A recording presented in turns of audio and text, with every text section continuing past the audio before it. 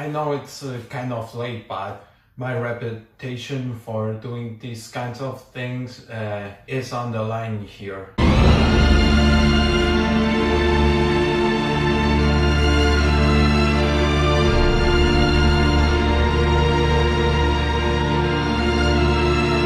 Hello my fellow gangsters, no new episode this week.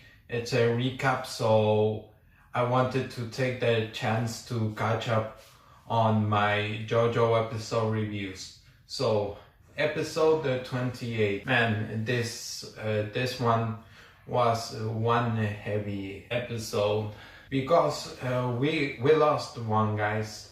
Another member of the gang got donated. And then like Bucaretti, Leone, Abbacchio is not coming back. Great job with the voice acting was perfect. The soundtrack was perfect. The imagery was pretty perfect.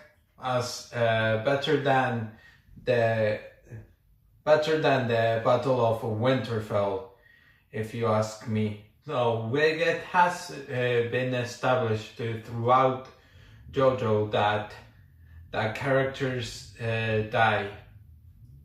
Main characters can die, especially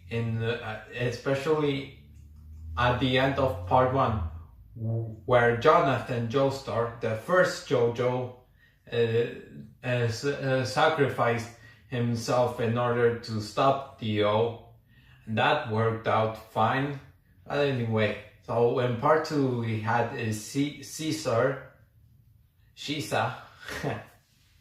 Then in part 3 we had Kakyoin, Avdol, Iggy, and Joseph for a while till he got brought back. Then, and in part 4 that was more of a part 4 wasn't as serious, so we didn't have many important deaths, only the death of Josuke's grandpa and Shigechi, as well as a couple of others.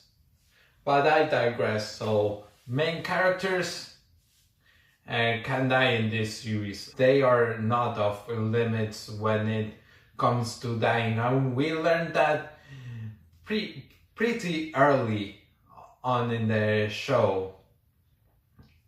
So Abbacchio's death scene, as Topio disguises himself in a crowd full of children because Topio looks like a child. Abbacchio, he lowers his guard and lets the boss getting too close, which allows him to donut Abbacchio with ease. And I heard that King Crimson was pretty strong.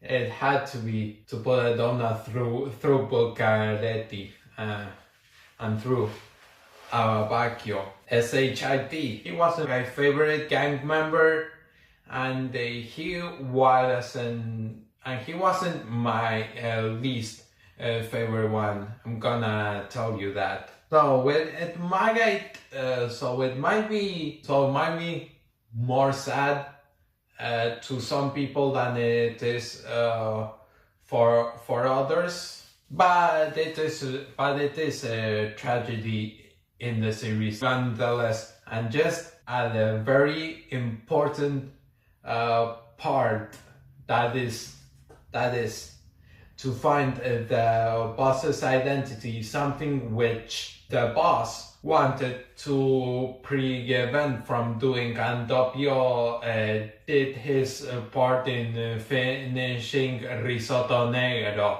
The voice acting in the scene was spectacular, especially for the voice actor of Narancha, aka Deku, aka Best Boy. And you could really feel emotions, despite Giorno being the youngest in the group, age 15. it's Naranja who's the most emotionally, who's the most immature in the group. Thus, the viewers know that Naranja would not take it as well as the others. Not that they all weren't sad. I mean, even Giorno was sad. Or was he though? But I digress. So when Naranja broke it down into tears, I actually felt the pain. I actually felt the pain of the loss that Bucaletti's group was going through, and it made me understand more clearly. It's like with Abdul, it's a character that you don't care that much about because his role in Stardust Crusaders is very limited, but it's Polnareff's reaction that makes you actually feel sad, makes you want to break down into tears. So his loss of life, it hurt me almost as bad as Abdul and Digi, especially in that final scene where Abakio's in the spirit world and he's talking to his friend. The final scene, their spirits are looking up over the heaven as they pass on, and that just couldn't help but say, hey, I've seen that in part 3 as well with Abdul and Digi as they pass.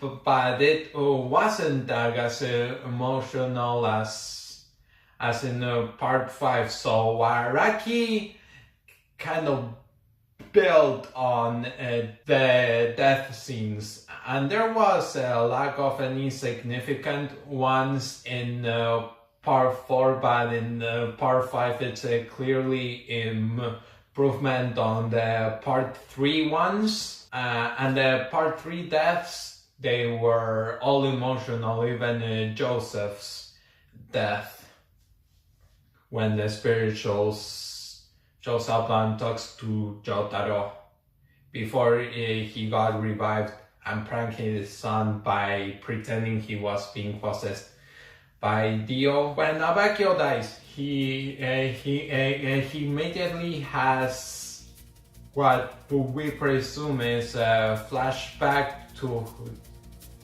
him meeting and then meeting up a police officer who's analyzing a crime scene, and they talk about that if they put criminals away, then they get released immediately, or after a few days, that they still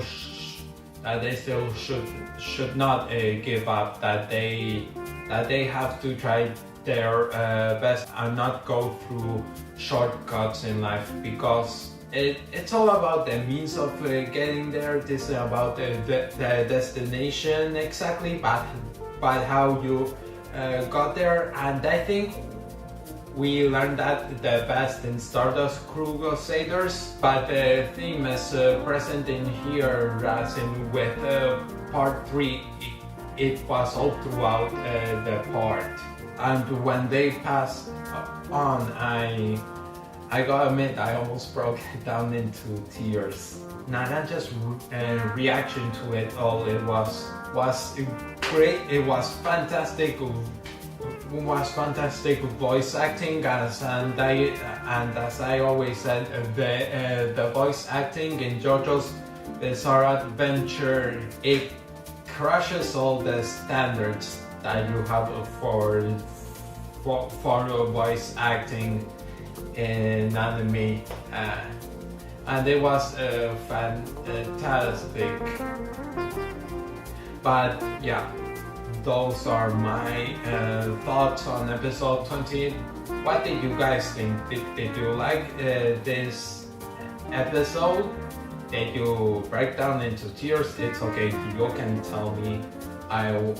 I won't mock you or anything if you did. But I'll understand if you did. But okay, so with that, remember that there's a recap episode like the next week. This is the third one we got in all season, even though we didn't get throughout the JoJo, unless I'm wrong, which I doubt. But okay, so enjoy the recap episode, and I'll see you with another video at some point.